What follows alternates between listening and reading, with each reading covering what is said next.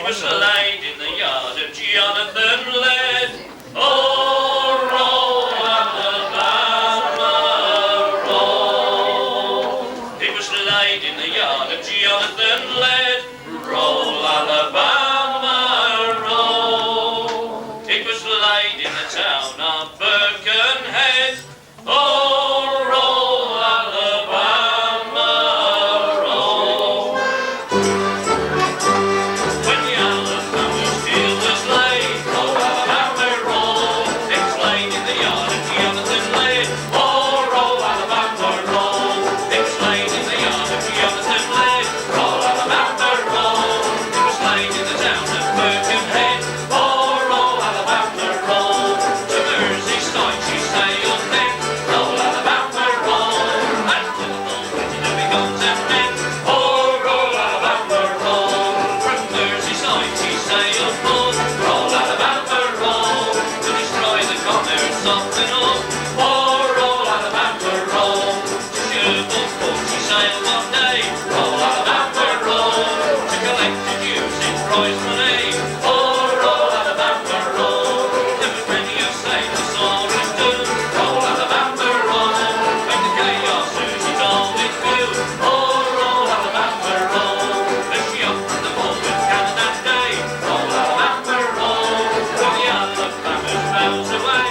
Oh, roll, Alabama, roll. On the dream on Liberty 64. Roll, Alabama, roll. The Alabama went to the grave. Oh, roll, Alabama, roll.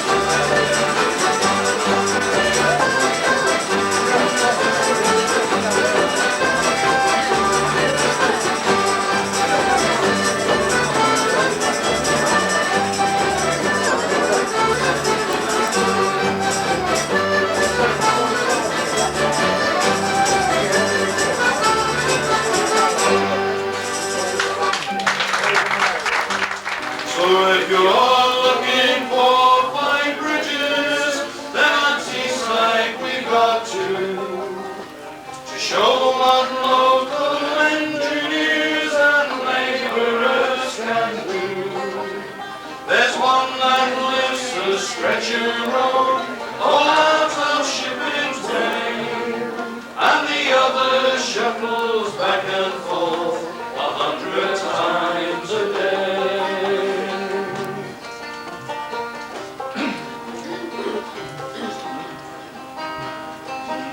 Well, the output of this plant you would be hard put for to beat, with wily twigs a-toiling in the grime and ruddy heat. Why, a better firm that's making steel, why, tell me if you can, for this very furnace made the steel for Sydney Harbour span. So if you're looking for fine bridges, then on Seaside we've got to show what local engineers and labourers can do. There's one that lifts the stretcher road all out of Shipping's Way, and the other shuffles back and forth 100 times a day. One day the foreman and myself, we were walking as 500 ton of steel, I'm sure it was nae less. Said he, this job looks bad for us, of it nuts there's a glut. Why, and sure enough, na 12 month and the Ackland plant was shut. So if you're looking for fine bridges, then on Teesside we've got to show what local engineers and labourers can do. There's one that lifts a stretcher road all out of Shipping's Way, and the other shuffles back and forth 100 times a day. So come all you sons of Brummagem that makes them fancy cars, and fittings fine, electrical, and fruit nutcase bars. Oh, there's not a single one of you could know the way we feel all about this area of the north where we make British steel. So if you're looking for fine bridges, then on Teesside we've got to show what local engineers and labourers can do. There's one that lifts a stretcher road all out of Shipping's Way, and the other shuffles back and forth 100 times a day.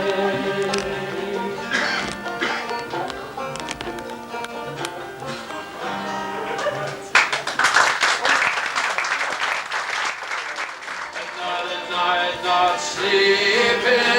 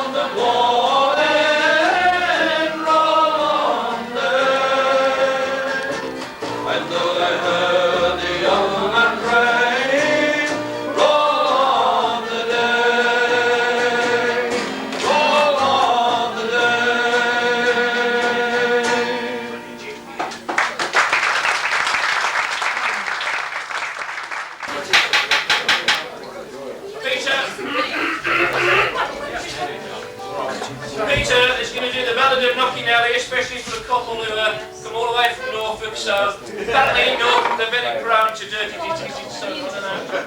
Something that's...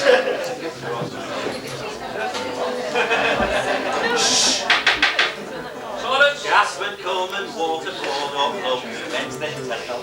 They're all the same to Harold's wife, the famous knocking Nellie. She handles all her creditors, for years she's had no clue. But the various Geos and Teddy boys, I know she gets her fill. Ya, ya, ya, ya, ya, ya, ya, ya, ya. Harold's out at work, she's upstairs with the man. He's a football pool collector and he's Nellie's latest fan.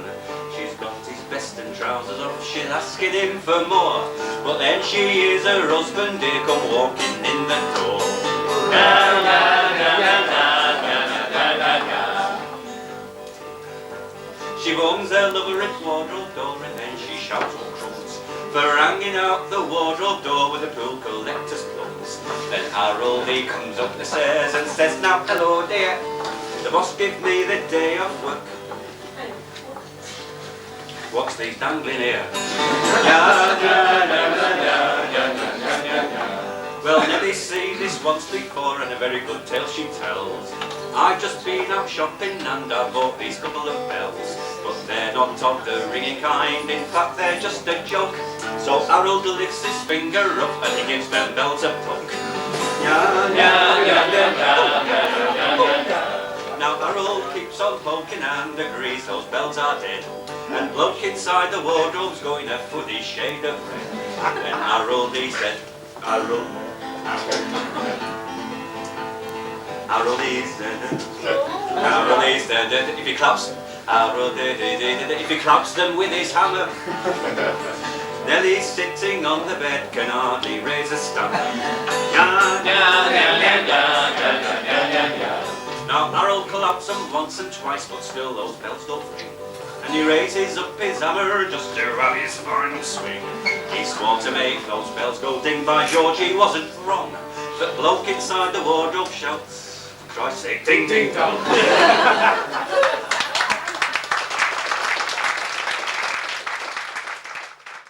There's a famous seaside place called Blackpool that's noted for fresh air and fun. And Mr. and Mrs. Ramsbottom, aye, went there with young Albert, their son.